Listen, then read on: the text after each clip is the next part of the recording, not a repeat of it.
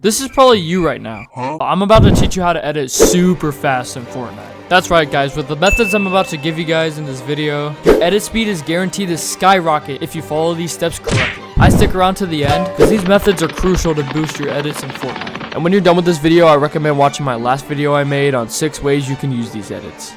Now, the first thing you're going to want to do before you start these methods is you want to make sure you have a good sensitivity. Having a good sensitivity affects crosshair placement, and you need to have crosshair placement to have fast edits. For the perfect sensitivity on controller, you just want to go to this tab right here, and you want to make sure that your controller build sensitivity multiplier and your edit sensitivity multiplier are the same. You also want to lock this, and the way to do that is you basically go to used advanced options and you turn it off, and this is where all your dead zones pop up. And by the way, your dead zones are depending on what controller you have and how long you've used it, but basically you just want to put both of these on low, and then you want to lock it by confirming it. Then for your build mode sensitivity, for good crosshair placement, I wouldn't use anywhere lower than 1.8 or 1.9, and I wouldn't go any higher than 1.7 or 1.8. For edit mode sensitivity multiplier, I think 2.4 is the best. I wouldn't go any higher than this, and I wouldn't go any lower than 1.4. For the advanced look sensitivity, your horizontal speed shouldn't be higher than 51, which I think is the default if I'm correct. Mama's wrong again.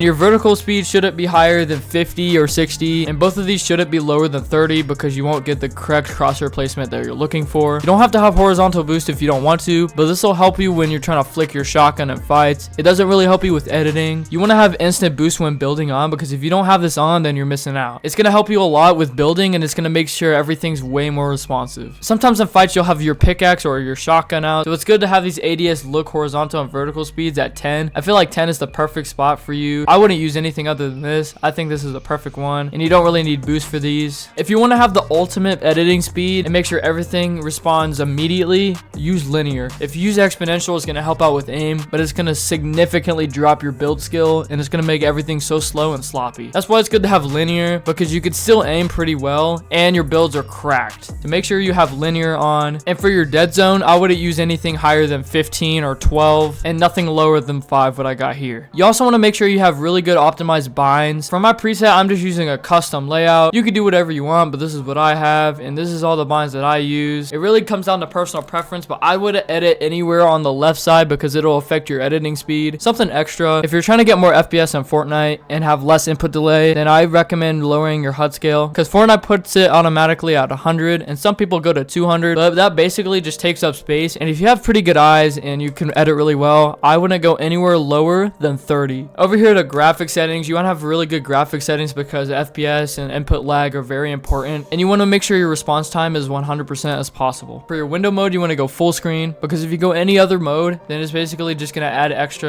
FPS drops. For your resolution, it should be 1920 by 1080, but I actually play on a stretch res, which gives you less input delay. Do not use VSync because it'll make a lot of FPS drop. For your frame rate, just do whatever hertz you have on your monitor. I have a 280 hertz, and you're probably wondering why I don't use 360, because I have a 280 hertz monitor. The reason why I do this is because I've done benchmarks and I seem to get more FPS. Just do whatever is closest to your monitor hertz, and that'll give you the most FPS. For your rendering mode, you want to have performance and low graphic quality, because if you put it on Direct 11 or Direct 12, it's not going to be really good for your game, and everything's going to look too colorful and there's going to be too many shadows. And the more choppy your game is, it'll be smoother in game when you're playing it. It doesn't matter about the looks if you're trying to get better at Fortnite. It really matters about the skill and how well you can play the game. For brightness, I have 150, and this is all personal preference. I use Tritanope and I use 100%. Some people do 90 3D resolution, but I do 100. I just can't really pick up weapons that are like on the ground and they're like blurry. This is turned off because I'm on performance mode. One small thing, if you go to your volume and you go to sound quality, this will cause your FPS to go down a tiny bit, but that doesn't really matter that much. Replays will kill your FPS. If you've ever used replays, you probably know that it's very useful, but it does kill your FPS greatly. So if you want to improve in Fortnite and you want to edit as fast as possible and make sure your mechanics are improving every day,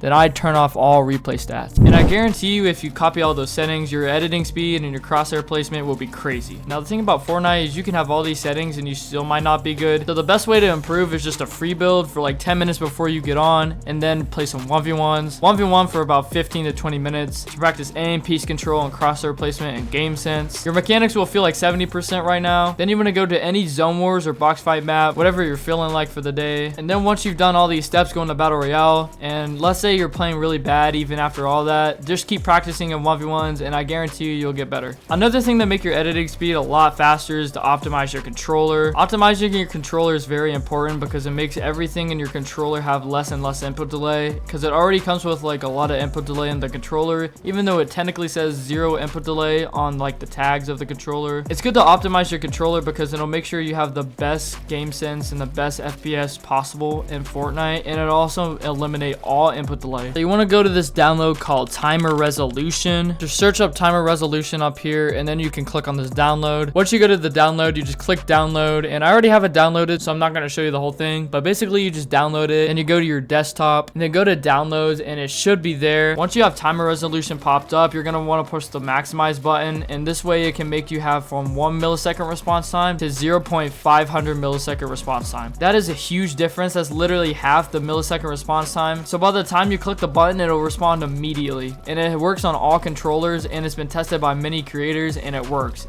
And like I said at the beginning, if you do all these steps correctly, you'll definitely be a faster editor in Fortnite. If you apply all these methods in game, you'll become so cracked and you'll become crazy. I hope you guys enjoyed the video. If you want to see more tips and tricks, go watch my last video I made on 4 ways to improve. Please consider hitting the subscribe button. And if you want to see more tips like this, comment down below. And yeah, I'll see you guys in the next one.